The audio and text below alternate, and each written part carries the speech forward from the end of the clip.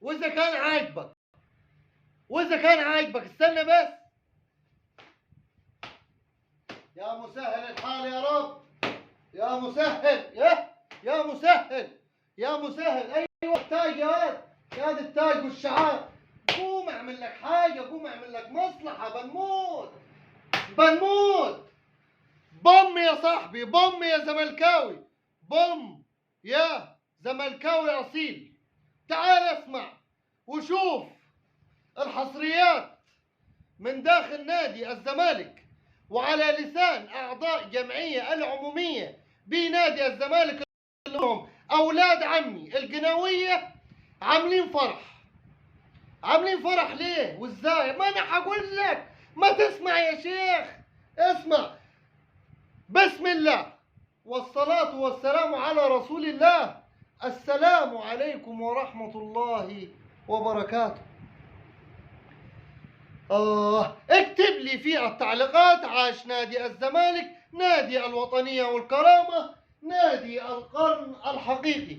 اوعى تنسى يا شيخ، يا شيخ اكتبها، يا شيخ اكتبها، عشان لسه في مسابقات هعملها حنوزع تيشيرتات على الزملكاوية الحلوين. والله في تيشيرتات حتتوزع، والله حكسر الدنيا ان شاء الله باذن الله. انا الخبر ده انا كنت مستنيه. طب عشان ما اطولش عليك، صليت على سيدك النبي؟ صليت؟ طب تعالى. اللهم صل وسلم وبارك على سيدنا محمد وعلى آله وصحبه وسلم تسليما كثيرا. ايه هو بقى البوم يا عم معتز؟ انا اقول لك البوم. الكابتن حسين لبيب ليبو واللواء احمد سليمان في قائمة واحدة.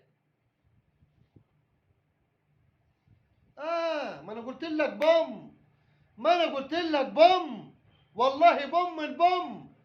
يبقى الكابتن حسين لبيب والكابتن وسيادة اللواء احمد سليمان في قائمة واحدة. هو ده اللي احنا عايزينه. طيب هتقول لي ليه؟ عشان ما يحصلش تشتيت في الاصوات وتبقى معركة حامية والخسران فيها ده الخسران فيها ده. ما عايزينش كده. خلاص تم التوافق ما بين احمد سليمان والكابتن حسين لبيب على النزول في قائمة واحدة. الحمد لله.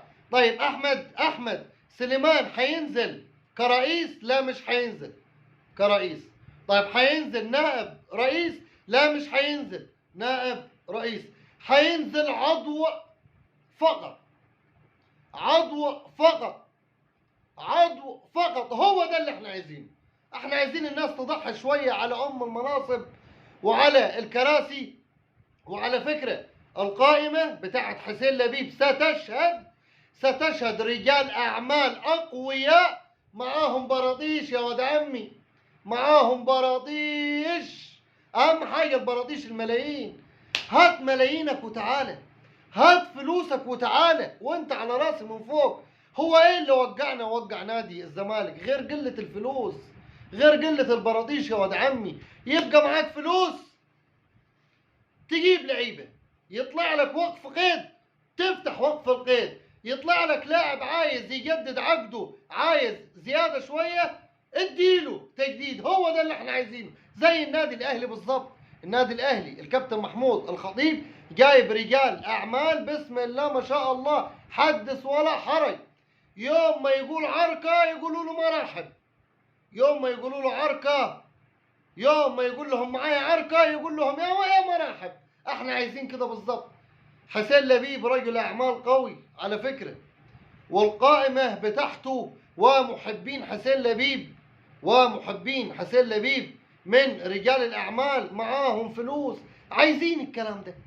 معاهم احمد سليمان وهو استاذ في ابرام الصفقات.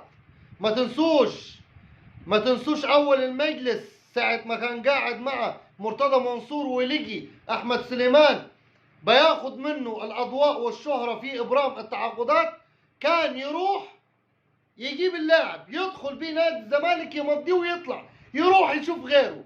يروح يشوف غيره. احنا عايزين كده، والله العظيم عايزين كده، وعايزين واحد رئيس زي الكابتن حسين لبيب، هادي مؤدب معاه فلوس. مش عايزين كل شويه يرجع الساعات يا خطيب، ومش عايزين قله الادب، ومش عايزين كل شويه الرئيس بتاعنا يبقى في المحكمه الفلانيه، مره في المحكمه الاقتصاديه، مره في محكمه الجنح، مره في محكمه الجنايات. مش عايزين كده، ما عايزينش كده. عايزين نادي الزمالك يبقى رقم واحد. انا ماليش دعوه باشخاص، انا عايز حد يجي نظيف وراجل مية مية. لايك وشير وصلي على سيدك النبي، لايك وشير وصلي على سيدك النبي. ان شاء الله نادي الزمالك على طريق النور، ان شاء الله باذن الله هيرجع نادي الزمالك الى منصات التتويج من تاني. ان شاء الله كل اللعيبه تاخد مستحقاتها وتعدي الفتره العصيبه التي يمر بها نادي الزمالك العظيم الحبيب، وإن شاء الله نرجع للبطولات وناخد البطولات من بوق الأسد. دمتم سعداء وأشوفكم على خير في الفيديو القادم. سلام عليكم.